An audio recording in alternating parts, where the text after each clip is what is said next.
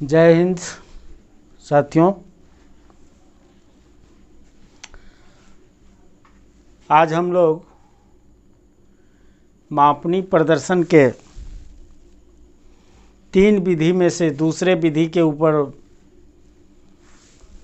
चर्चा करेंगे, उसका विश्लेषण ज्ञात करेंगे। हम लोग इससे पिछली वीडियो में स्केल के शोइंग मेथड यानी दर्शाने के विधि में 3 विधि हम लोग बताए थे। एक था कथनी विधि, दूसरा था आरएफ विधि और तीसरा लैनियर यानी रेखात्मक विधि था। हम लोग पहली विधि के ऊपर में चर्चा कर दिए थे कि वो सामान्य रूप से किसी मानचित्र के नीचे या मानचित्र के ऊपर उसके एरिया, उसकी लंबाई, चौड़ाई आदि ज्ञात करने के लिए, किसी भू स्वरूप को प्रदर्शित करने के लिए स्केल हम लोग देते हैं और बिना स्केल का उसका वास्तविक स्वरूप का अध्ययन नहीं हो पाता है। तो उसमें था कथनी विधि, बाई स्टेटमेंट मेथड, जिसमें हम लोग सिर्फ एक शब्द के द्वारा एक सामान्य शब्द में उसको व्यक्त करते थे। स्टेटमेंट कथन के द्वारा व्यक्त करते थे कि 1 सेंटीमीटर 1 इंच बराबर इतना गज, इतना मील, इतना मीटर, इतना किलोमीटर, ये कह देते थे, जिसमें मापनी की दूरी 1 से प्रदर्शित होता था और जो धरातल का वास्तविक दूरी था उसको उसी इकाई के बृहद स्वरूप का होता था। आज हम लोग दूसरी विधि पर चर्चा कर रहे हैं, प्रतिनिधि भिन्न विधि पर। यह क्या है? यह भिन्न विधि है, फ्रैक्शन है। फ्रैक्शन बट्टा जिसको हम आप कहते हैं, बांटने की बात, वह बांटने की बात है फ्रैक्शन। फ्रैक्शन में हम लोग चर्चा करेंगे फ्रैक्शन क्या है, कैसे उसको प्रदर्शित किया जाए। इससे पहले हम लोग ये प्रतिनिधि भिन्न क्या है, इसके ऊपर हम लोग कुछ चर्चा कर लेते हैं। जैसा कि हम लोग प्रारंभिक काल से किसी पाठशाला, विद्यालय, किसी स्कूल में पढ़ते हैं, किसी प्रशासनिक इकाई क्षेत्र में रहते हैं,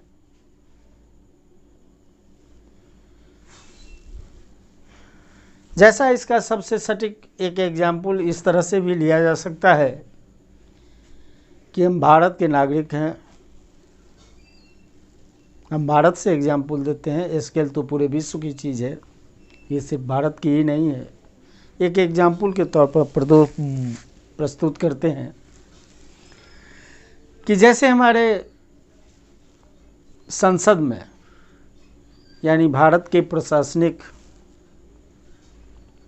गृह जो संसद है, जिसमें लोकसभा, राज्यसभा है, खासतौर पर लोकसभा का एग्जाम्पल ज़्यादा सटीक होता है, राज्यसभा का सटीक नहीं हो पाता है, कि हम लोग पूरे भारत को यानी लोकसभा, पूरे भारत को माना गया है कि एक लोकसभा हुआ।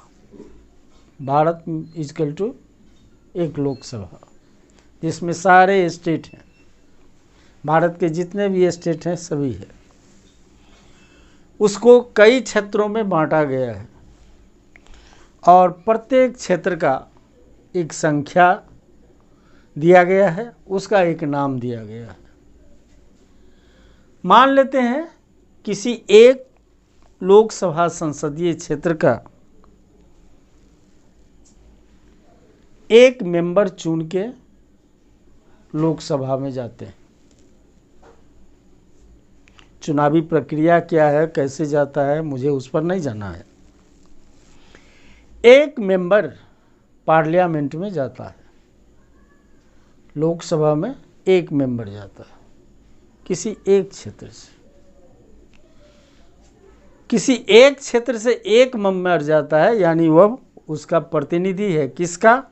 जिस क्षेत्र से वो जीत के जाते हैं उस क्षेत्र के समस्त नागरिकों का वह प्रतीक होता है, वह एक सिंबल होता है। एक व्यक्ति रहते हुए भी पूरे क्षेत्र की जनता उसमें समाहित होते हैं, वह एक समूह का प्रतिनिधित्व करता है। तो एक एमपी जिस तरह से प्रतिनिधित्व करते हैं उसी तरह से हम लोग प्रतिनिधि भिन्न में भी जानते हैं। प्रतिनिधि भिन्न, प्रतिनिधि है, भिन्न है। भिन्न में क्या होता है? भिन्न में हम लोग देखते हैं एक अंश होता है फ्रैक्शन में और दूसरा हर होता है, या यूँ कहें अंश होता है और हर होता है। स्केल को भी इसी प्रतिनिधि के रूप में प्रदर्शित करना है। तो प्रतिनिधि किसका होगा? यह प्रतिनिधि होगा जो अंश होगा वह हर का होगा प्रतिनिधि, इसका प्रतिनिधि अंश होता है, अंश होता है। अब जैसे माना कि कोई क्षेत्र, हम लोग पिछली वीडियो में भी देखे हैं, कोई क्षेत्र है, उसका कोई मानचित्र है और मानचित्र के नीचे लिखा हुआ है RF बराबर 1:60,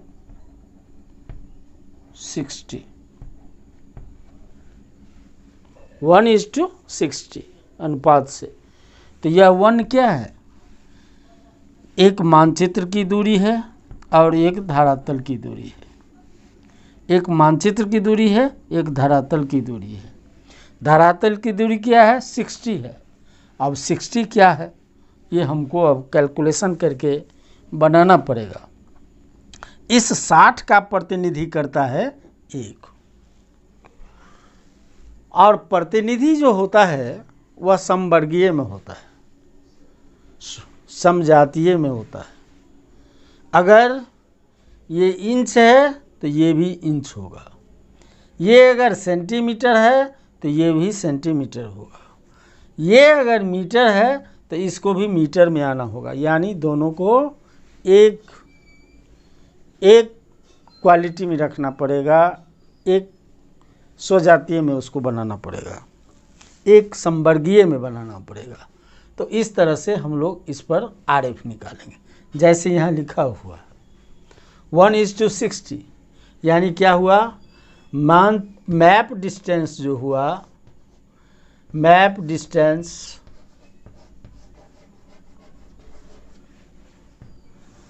बटे ग्राउंड डिस्टेंस,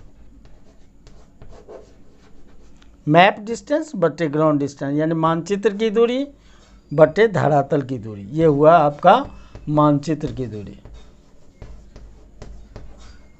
मानचित्र की दूरी बटे धरातल की दूरी। यानी ये क्या है? अगर हम इसको इंच मान लेते हैं, 1 इंच है, तो इसका मतलब ये जो है सो क्या है? 60 इंच है। ये दोनों बराबर है। इसलिए जब कभी भी हम किसी क्षेत्र में RF लिखा रहेगा तो मुझे उस RF को दूरी में कन्वर्ट करना पड़ेगा। अब जैसे मान लीजिए एक प्रश्न है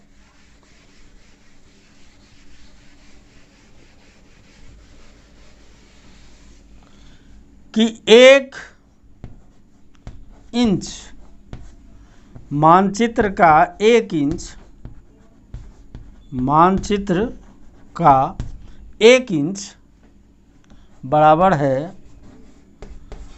धरातल का 60 किलोमीटर। 1 इंच है कितना? 60 किलोमीटर। अभी तो इसका क्या हुआ? इसका होगा मैप डिस्टेंस बटे हो गया आपको ग्राउंड डिस्टेंस। मैप डिस्टेंस मानचित्र की दूरी और बटे धरातल की दूरी ग्राउंड डिस्टेंस।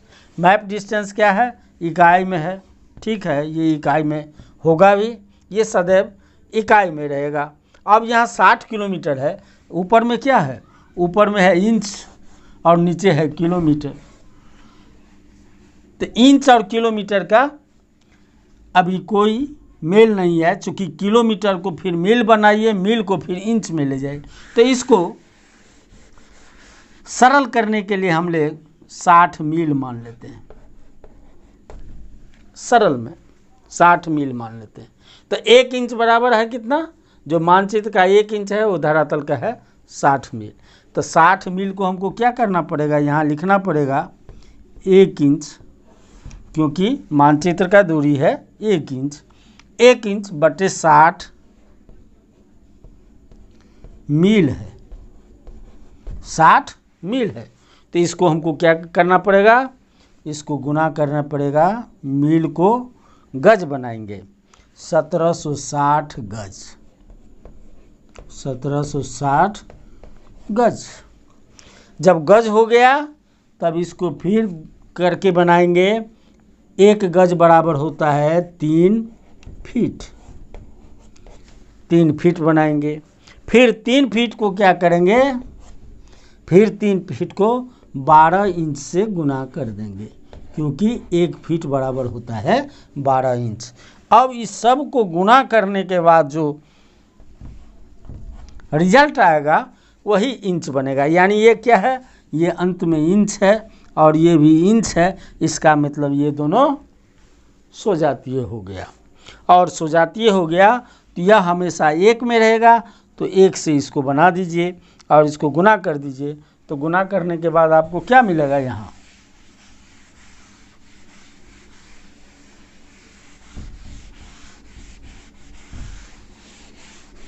यहाँ हम लोग आ चुके थे 1 इंच बट्टे है आपको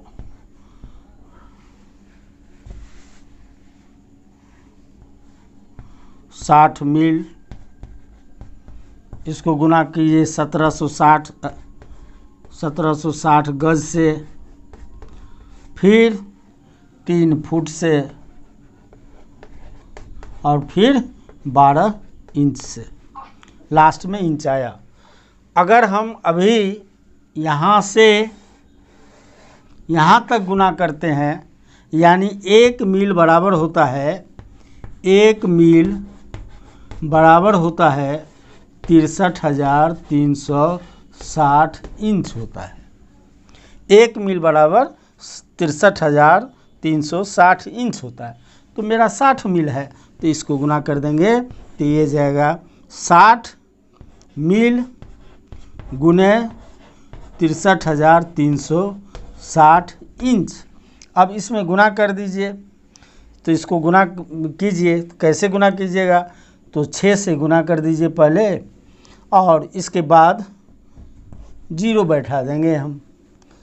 6 0 0, 6 6 36, 36 का 18, 3 21, 36 का 18 और 2 20, 6 6 36 और 2 38, यानी 1 0 ये आगे चला जाएगा। ये इतना इंच हो गया। इसका मतलब इसको अगर हम उस हिसाब से देखेंगे, जब यहाँ अगर हम किसी जगह ऐसा लिखा हुआ है कि 1 इंच बराबर 60 मील है, तो उसका आरेफ आएगा 1:38 38:0:1:6 पर 00। और ये भी इंच है और ये भी इंच है, तो कॉमन है, इसीलिए आरेफ ये आएगा। तो इस तरह से हम लोग उसको निकालेंगे। अब यहाँ इस मानचित्र में समझें, मानचित्र में क्या समझें? यहाँ है 1:60, 1:60। तो अगर यह इंच है तो ये भी इंच होगा। आरएफ का पहचान क्या है कि जिस चीज़ में ये है उसी चीज़ में ये भी है। अगर ये इंच है तो वो भी इंच है, ये फीट है तो वो भी फीट है। तो अभी इंच में हम मान लेते हैं, तो ये 1 इंच बराबर 60 है, तो 60 इंच क्या हुआ, तो उसको फीट बना लीजिए। तो चूँकि 1 फीट बराबर होता है 12 इंच, तो 60 में अगर हम 12 से भाग देते हैं तो कितना आया, 5 फीट है, 5 फीट है, आया ना। क्योंकि 60 इंच है, 60 इंच को हमने 12 से भाग दे दिया तो 5 फीट आया। यानी इसमें जो दूरी आया, मानचित्र का जो दूरी है, धरातल पर जो जगह है वहाँ है इसका 1 इंच, और धरातल पर नापेंगे तो वह रहेगा 5 फीट। यानी मानचित्र का 1 इंच, धरातल का 5 फीट हुआ। उसी तरह से हम लोग दूसरे एग्जाम्पल से भी देखते हैं कि अगर ये लिखा हुआ है कि 4 सेंटीमीटर बराबर 16 किलोमीटर है, 4 सेंटीमीटर इक्वल टू 16 किलोमीटर, तो ये क्या है, ये है मैप डिस्टेंस है, मानचित्र की दूरी है, और ये है ग्राउंड डिस्टेंस है, ये धरातल की दूरी है। तो कितना है, 16 किलोमीटर है। तो ये किलोमीटर है और यह सेंटीमीटर है। इसको अगर हम किलोमीटर में लाएंगे, 4 सेंटीमीटर को किलो में लाएंगे तो दशमलव के बाद 000 के बाद कोई अंक आएगा, जो ये राउंड फिगर में नहीं रहेगा।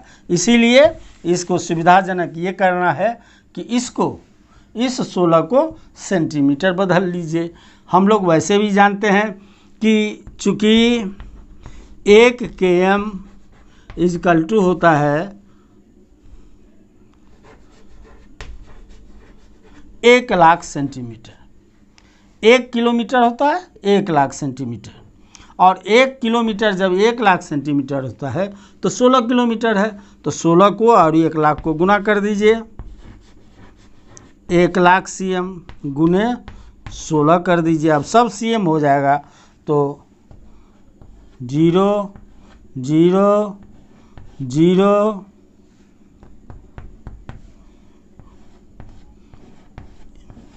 ये 5 0 तो होगा ही, और 16 यानी इतना।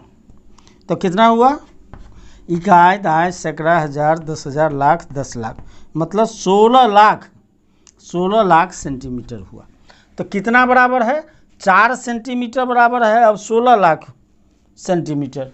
तो हमको आरएफ में हमेशा ये ध्यान रखना है कि यह जो भी रहेगा वह 1 में आना चाहिए, अंश सदैव 1 हो।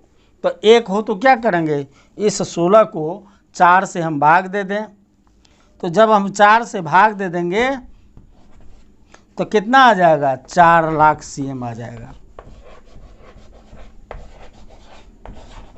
अर्थात क्या हो गया, जब ये इसको काटेंगे तो 4 लाख cm आएगा।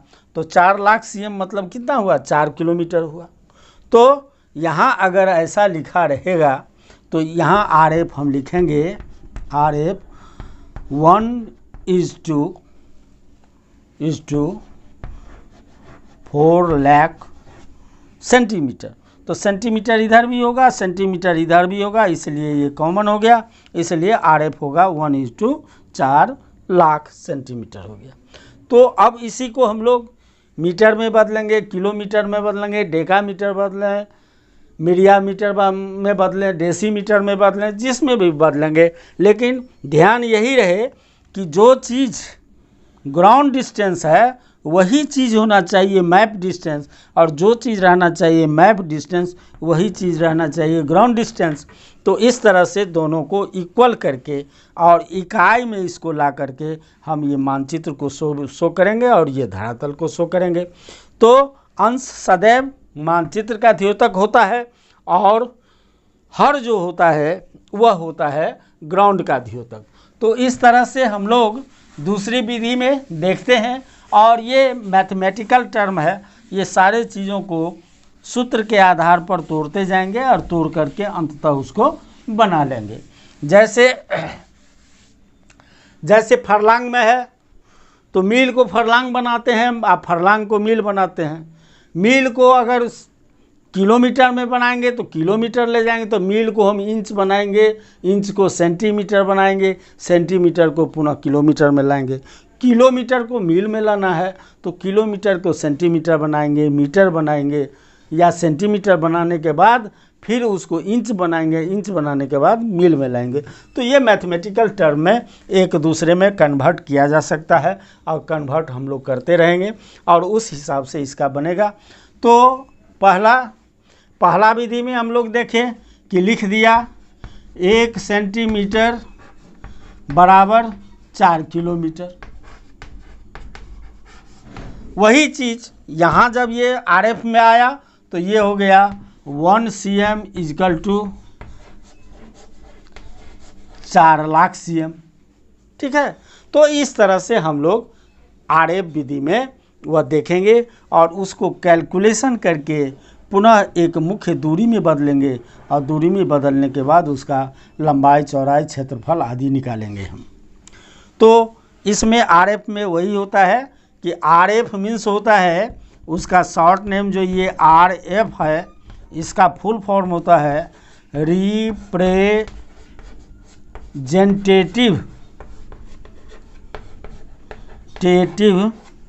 Fraction method.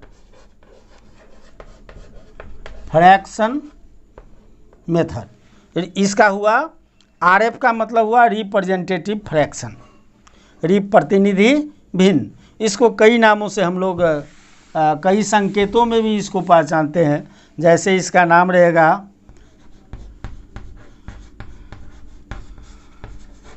प्रतिनिधि भिन्न, तो इसको लिखते हैं हम लोग शॉर्ट में प्रो भी। ये हुआ प्रो और ये हुआ भी। इसी का दूसरा नाम है द्योतक भिन्न, जिसको हम लोग द्यो और भी लिखते हैं। इसको ऐसे भी लिख सकते हैं द्यो भी। इसका तीसरा नाम भी है, उसका तीसरा नाम है निरूपक भिन्न। शॉर्ट में इसको लिखेंगे नी भी। ठीक है, और अंग्रेजी में इस सबों को एक ही नाम से प्रचलित है, रिप्रेजेंटेटिव फ्रैक्शन यानी आरएफ। इसका पूरा यही होता है, रिप्रेजेंटेटिव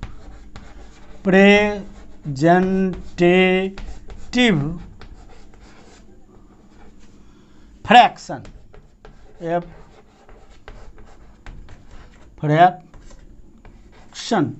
फ्रैक्शन यहाँ हो गया ये आर और ये हुआ आपका एफ।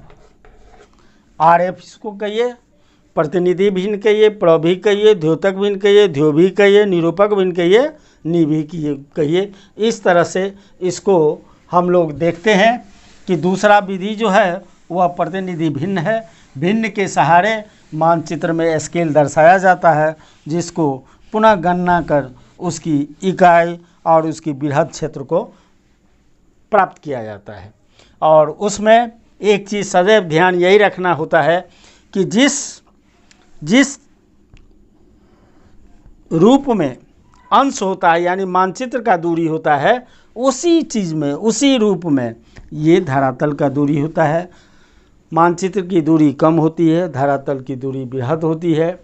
और वैसे भी मानचित्र जो होता है सदैव धरातल से छोटा ही बनता है।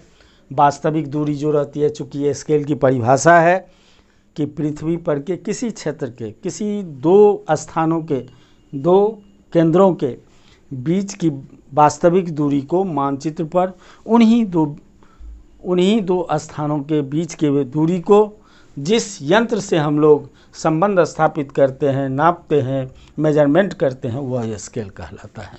तो इस तरह से हम लोगों ने यह देखा कि मापनी दर्शाने का दूसरा विधि आरेप विधि है, और आरेप विधि मुख्य रूप से गणितीय सूत्र पर आधारित है। उसको आप मीटर इकाई में उसको आगे ले जाएं, पीछे ले आएं, फिर वह इंच से मील, फरलांग, गज तक ले जाएं, फिर मील को किलोमीटर में, इंच को सेंटीमीटर में, सेंटीमीटर को इंच में बदल करके उसकी दूरी को निकाल करके हम लोग आरएफ के सहारे, किसी मानचित्र पर अगर आरएफ लिखा रहता है तो आरएफ के सहारे हम लोग स्केल का एक निश्चित दूरी तय कर लेते हैं, एक निश्चित दूरी निकाल लेते हैं, जिससे मानचित्र को मापा जाता है। तो इस तरह से मानचित्र दर्शाने की दूसरी विधि आरएफ है, और आरएफ विधि मूल रूप से गणितीय विधि है। इसको कुछ प्रयास करने होते हैं, कुछ कैलकुलेशन सीखने होते हैं, उसको सूत्र के आधार पर तोड़ना होता है। अब बड़ी इकाई को छोटी इकाई में बदलना, छोटी इकाई को बड़ी इकाई में ले जाना, तो किसी को भाग दे के नीचे करते हैं हम, किसी को गुणा करके आगे ले जाते हैं, जोड़ दे करके ले जाते हैं। तो इस तरह से ये बनता है। तो इसलिए आप लोगों से ये आज हम लोगों ने संक्षिप्त रूप में देखा कि मानचित्र को दर्शाने का एक दूसरी विधि जो है वह आरएफ विधि है, और आरएफ विधि के बाद एक तीसरी विधि है जिसको रेखा के सहारे दिखाया जाता है, ग्राफ के तो सहारे दिखाया जाता है, जिस पर ये आरएफ जैसे अंक नहीं लिखे रहते हैं, वह लाइन के द्वारा दिखाया जाता है। विभिन्न तरह से स्केल बना करके दिखाया जाता है।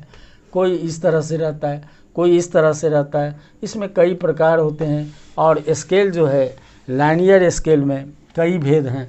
जब हम लोग इसको लाइनियर स्केल में दे जाएंगे तो लाइनियर स्केल में भी हम लोग उसको पहचान लेंगे, और इस आधार पर मापनी के एक मुख्य जो प्रदर्शित करने की विधि हैं वो लाइनियर मेथड, ग्राफिकल मेथड, उस पर हम लोग विशेष रूप से चर्चा करेंगे जब हम लाइनियर ग्राफ को देखेंगे।